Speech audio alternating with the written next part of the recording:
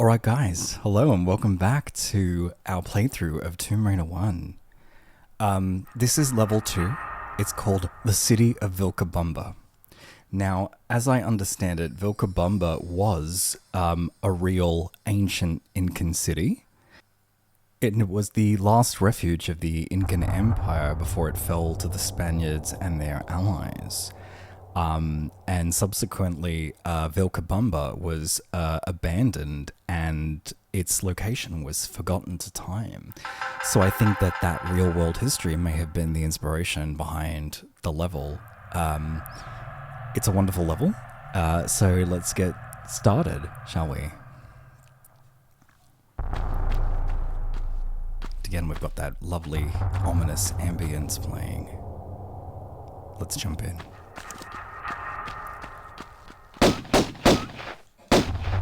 And right off the bat, we're into combat, it looks like. Whoa!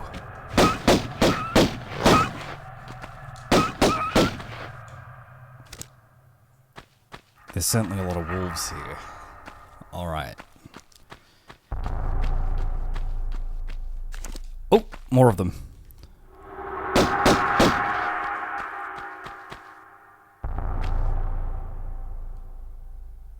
I think we're safer now. Now, this was another wonderful level to behold. Just beautiful design, lovely scale. We've got this lovely caved-in roof here, and our first pool of water in the game. Now, how I generally approach Tomb Raider is to stay on the level I am and explore that before I go to any other lower levels for confusion. Now, we started here.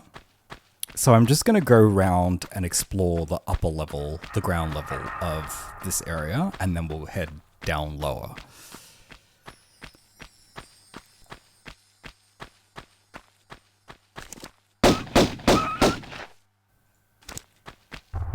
Got some beautiful Incan stone carvings there and murals, gorgeous.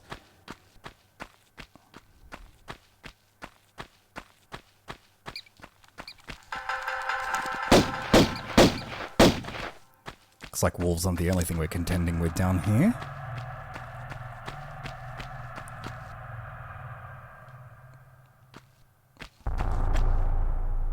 Alright, so you're kind of already getting a sense of the level, right? The upper level sort of surrounds the middle section with the pool.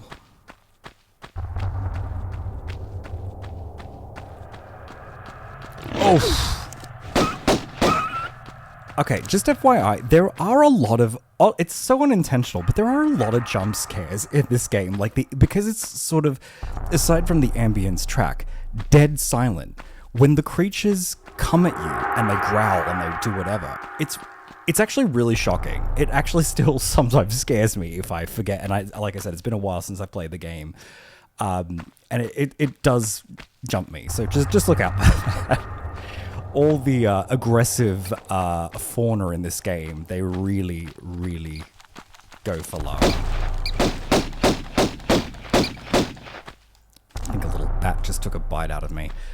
So we can see here, we've got a door and what looks like a keyhole. So we know we're going to need some kind of key item to open this door.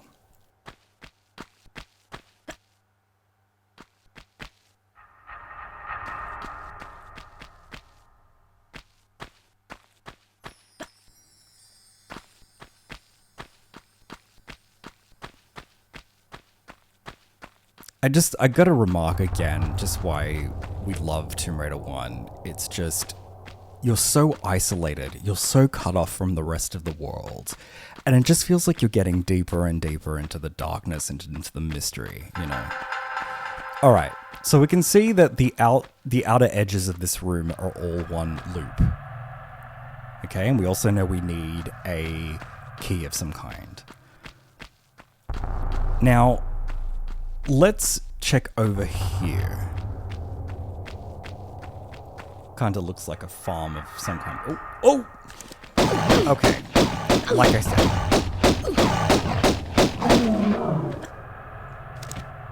The enemies in this game just tend to creep up on you, so we've got to look out for that. I've taken a little bit of damage. I swear to God I'm better at this game. I'll probably get better as we go along. We can use a small medipack because I know a small medipack will restore half of Lara's health and a large one full amount. So I like to conserve as much as I can. I'm a Resident Evil player, so my whole childhood was like, we conserve everything. Conserve all resources. Alright. So as we can see here, it must have been some kind of stable or some place for rearing animals when it was in its heyday. No pun intended for what we can see on the ground. Okay, I'll see if I can vault up here.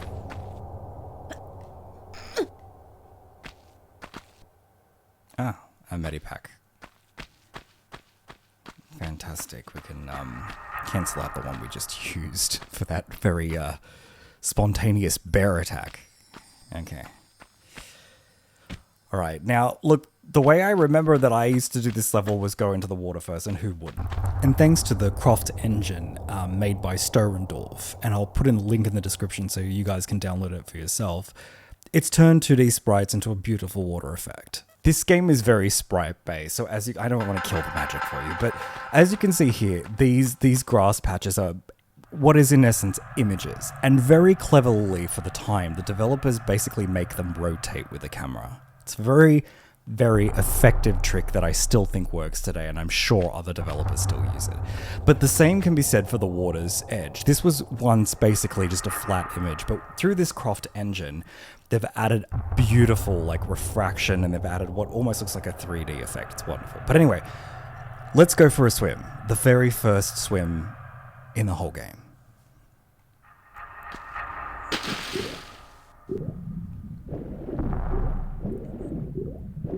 And I know for a fact that Lara Croft can hold on to her breath for a minute, so don't worry about it. Her breath is in the top right-hand corner there. So we've got a path to the left and a path to the right. I'm gonna go to the left, just for the sake of...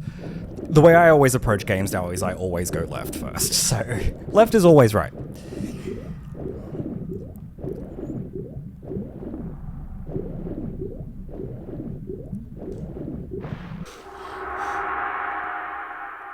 Okay, now that looks a little ominous, doesn't it? These serpent figures here. It's just another beautiful, intimate Tomb Raider room. I love its minimalism, I love its symmetry, but it looks like, at the moment, it could be a dead end. If we look closely here, we can see that this tile here is a little misshapen, and it's a little off, so we know it's a door. Doesn't look like there's any switches or touchpads or levers anywhere, so we might have to come back. Now again, the Croft Engine has done remarkable work here. There's a kind of like oscillating effect when we look visually underwater, which makes this kind of look so beautiful, and also the reflection of the water, like light on the water's surface on the ground, which was never there in the original, so they've done a beautiful job. Okay, so we found a lever here.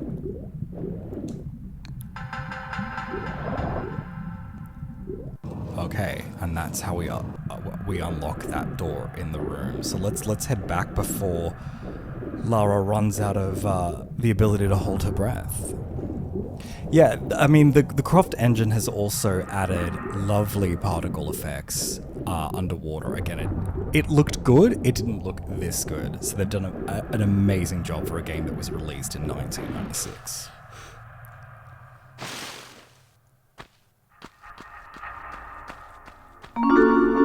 And we know now that is the chime of a secret.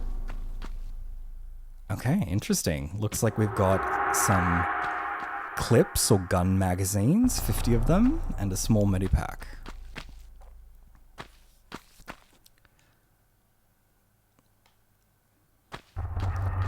I mean, can I also remark at this juncture how ahead of its time Tomb Raider 1 was? Like, look at the screen right now. There is no HUD. It is immersive and cinematic. Now, to see the items we just picked up, they're here in this menu. So we just picked up Magnum clips. So we know there's going to be some Magnums in the game, which is very exciting. By the way, Lara has a compass and it sort of, okay, in the original game, it didn't tell us this information. This is because of the Croft Engine, but it will take us all, it shows us all these stats, which is wonderful. All right, let's press on. But yeah, super minimal hard, just really wonderful gaming principles. And I know my other two favorite games, which are Resident Evil and Final Fantasy VII, which I'll hopefully play through on the channel with you in similar fashion. But I just think it's so immersive. There's no objective marker. There's no things to, like, nobody telling you where to go. It's just free for you to explore. So this is a massive room, and it is really hard to see where we go. If we look, we can see there an underwater lever, so that might be our way out.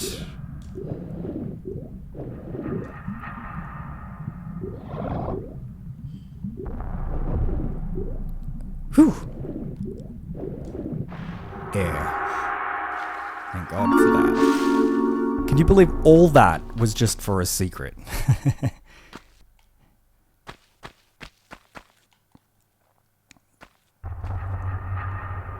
This looks like it might have been an Incan storage room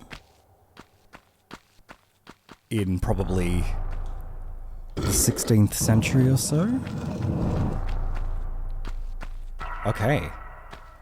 And we're back to this room.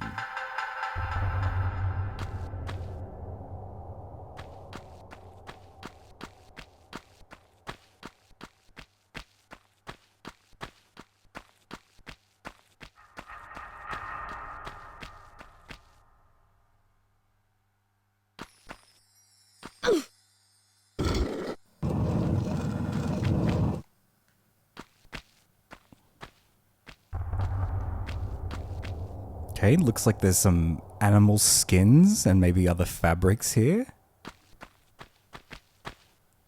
Looks like we're heading up.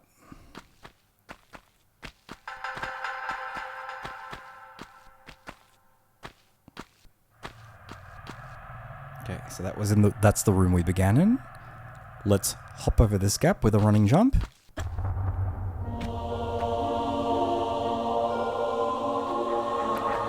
Another of Nathan McCree's beautiful tracks. Okay, so we can see there's a medipack in the distance there, and we can also see, just barely, but there are shaky, rocky tiles beneath us. So we're going to have to do this in one motion.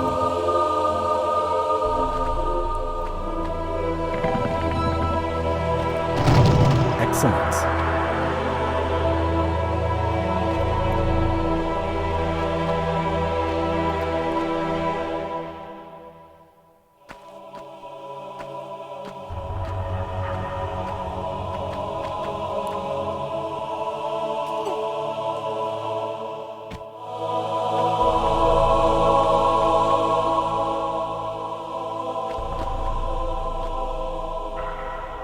I just wanted to let that track end because it's just some beautiful harmonies and just gorgeously atmospheric tracks.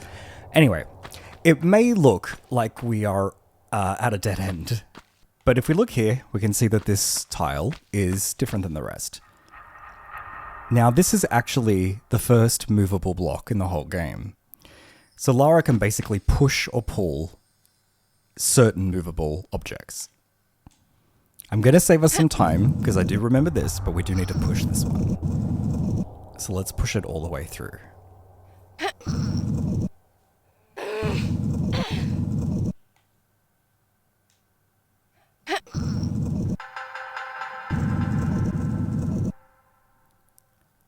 Lara must be built AF to push a stone block.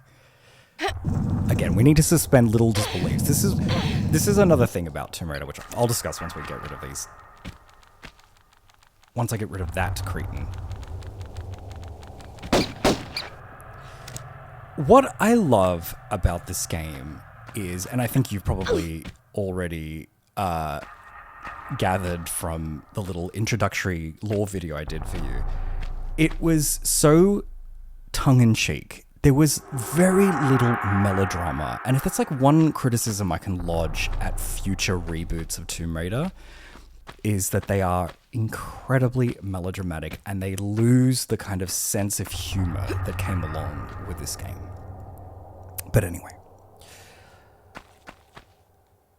Okay, we've got some lovely ancient pots and ceramics over there. Beautiful textures redone. That certainly didn't look like that in 1996. Okay, and there is a key, which will likely fit into that lock that we saw before. And again, to remark at the symmetry of this game, we also have one on this side with a little golden trinket. So we can examine what we have that we found. So we've got a silver key up here, and we've got an Incan golden idol. I'm sure that's worth a pretty penny. But they may come in handy in navigating these ancient structures.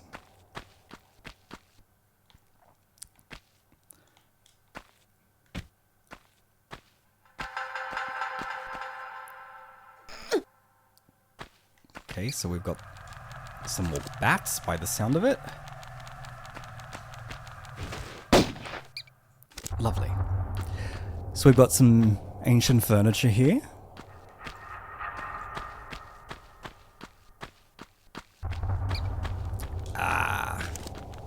More of them.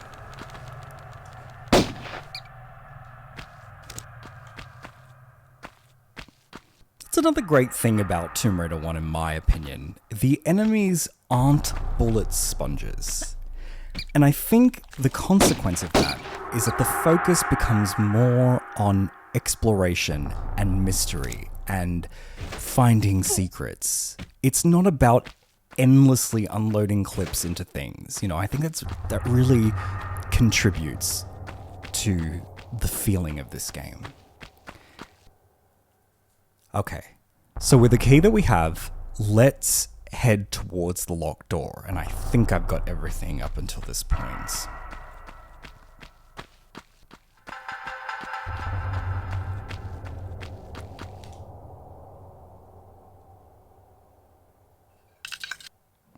Another beautiful little quality of life thing the Tomb Raider engine has done.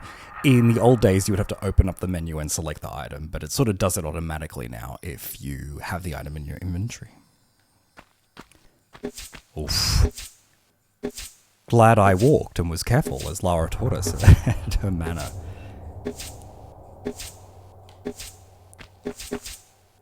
Oof. Oof. Lucky. All right. Okay, so we can see a sleeping wolf there. And right there as well. Okay, I'm gonna have to be careful.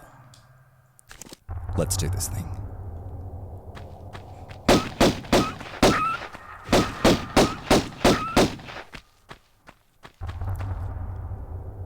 Seems like there's some wolves up ahead as well. Let's be careful.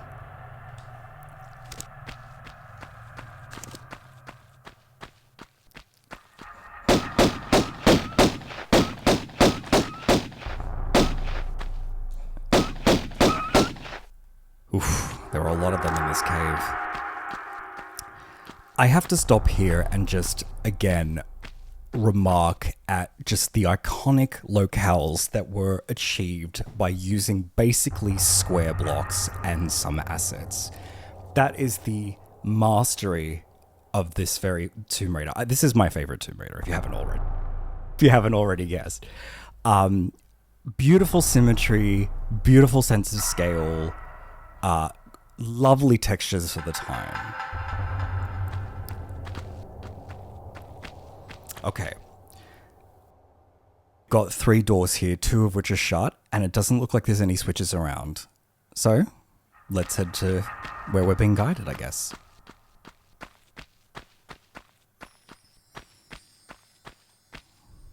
I always like to be careful coming out of a room because I never know what I'm walking into. Another beautiful room and beautiful water rendered by this engine. Looks like this is one of the first platform intensive rooms. And it looks like we're going up. Okay. Now what you're hearing is the Tomb Raider theme. It's a beautiful, beautiful piece that Nathan McCree wrote, and it plays many times through Tomb Raider. I'm just going to go silent and let it speak for itself just for a little bit.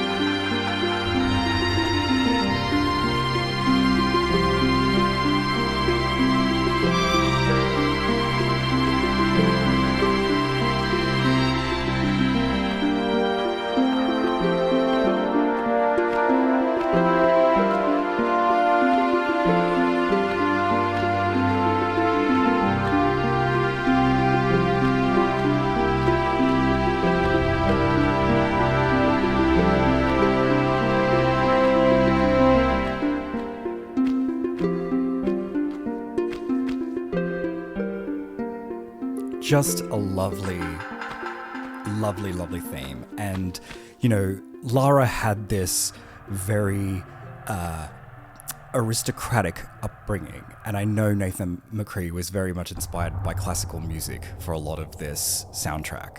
And it's just a gorgeous use of like oboes and harps and strings. It's one of my favorite video game themes of all time.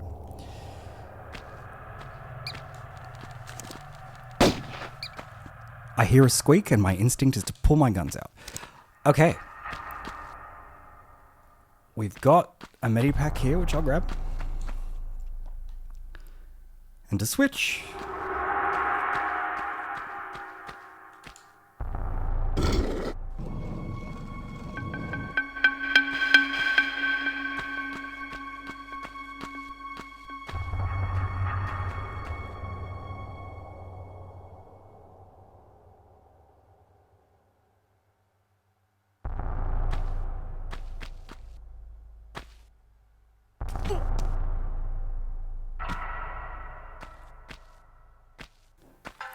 Ooh, they look like shotgun shells. Excellent. We can see that there's another outcropping up there, so there must be a way to get up. Okay, let's hang off the edge here. Excellent. No damage taken.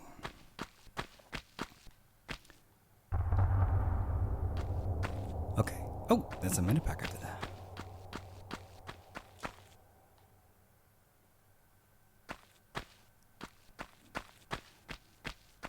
Okay, so we're actually on the roof of where we were before. Let's hop down.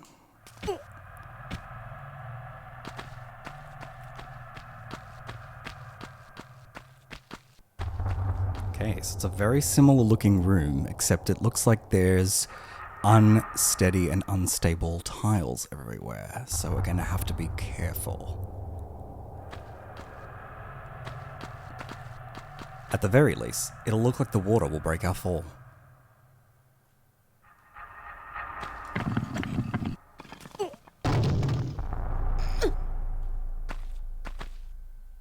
Okay, let's head over to that other stable block over there.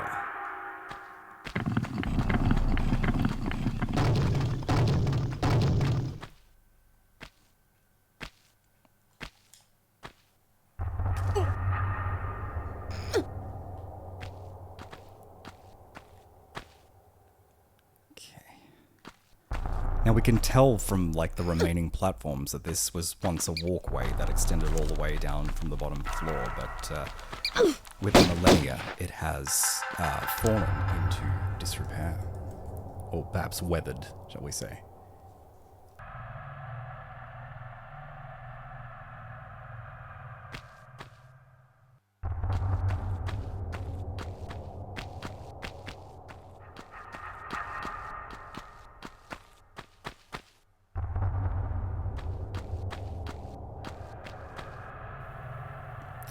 Another switch.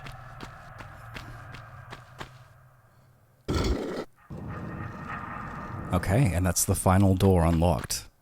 Can't wait to see what's inside.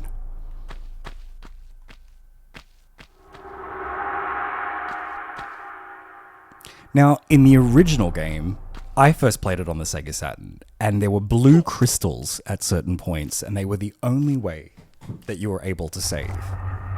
On the PC version, which I'm playing now, you can save anywhere. So I think they've removed those blue crystals. I was expecting to see one.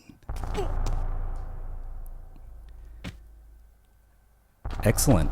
Let's check what's through the middle door.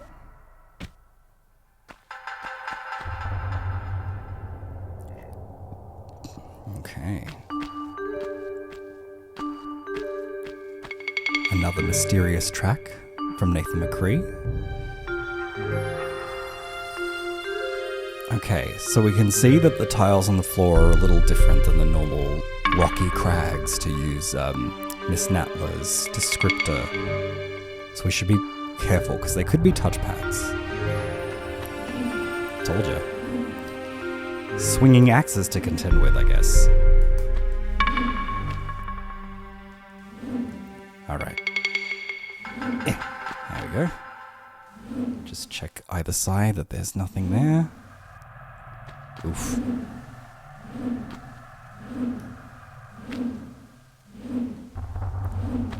Okay. Nothing. Fantastic. There we go.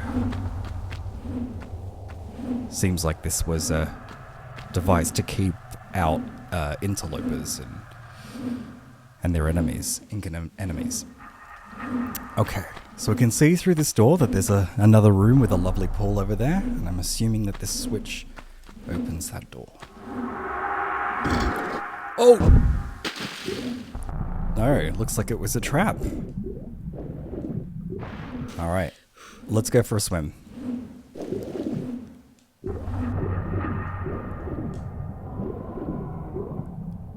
Oh, is that a bear? Okay. Thankfully, in Tomb Raider 1, bears cannot swim, so they can't enter any bodies of water, lucky for us. Now, there's a path I can see here, and I also just want to check the rest of this hallway to make sure that there's nothing. Okay, great. So it looks like there's only one way to go. We could obviously submerge there, but I'm just going to check what's in here.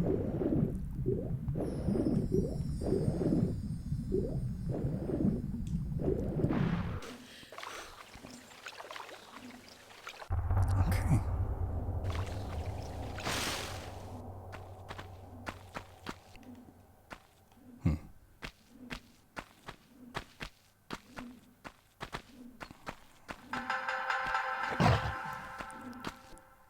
Alright. I'm going to pull this switch over here. We'll see what it does. Interesting. It's opened a grate. Okay, and we see on the other side that there is another kind of balcony or a terrace. There must be a way up. Looks like we're going to have to deal with that bear, guys. Wish me luck. I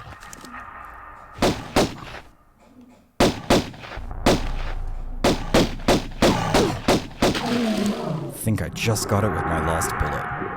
Ah, fantastic.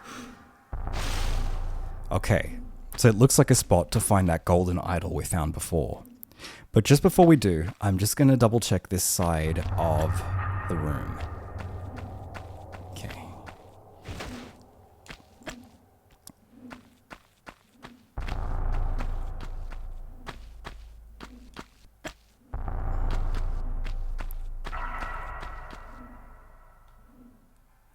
Interesting. Another lever. Ah, it resets the traps. Interesting. Well, I suppose they couldn't have the axes swinging all the time, otherwise they wouldn't be able to get back through that hallway. I did notice a little hallway through here, so let's have a look. Oof, the ceiling's quite low. Ah, a secret. Fantastic. Let's be safe and drop down. Okay, no traps in sight. So these looks like the magazine of a gun we don't have and haven't found yet. We found magnum clips before, but these ones are Uzi clips, which makes me very excited, and I hope it makes you very excited too, because that means we'll be getting some automatic weapons. Okay, I think we've explored everywhere in this level, which is nice. So let's head back down. And we'll just double check that there's nothing more over here. No, I already had a look. Okay. Great. Let's head back downstairs, and we'll have to part with the golden idol. Can't take it with us, because it looks like it's the only way to get through this door. Let's hop over this carcass here. Okay.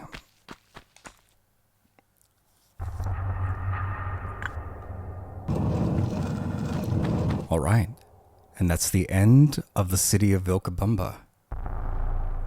Join me for the next level, which I think is possibly one of the greatest Tomb Raider levels ever made.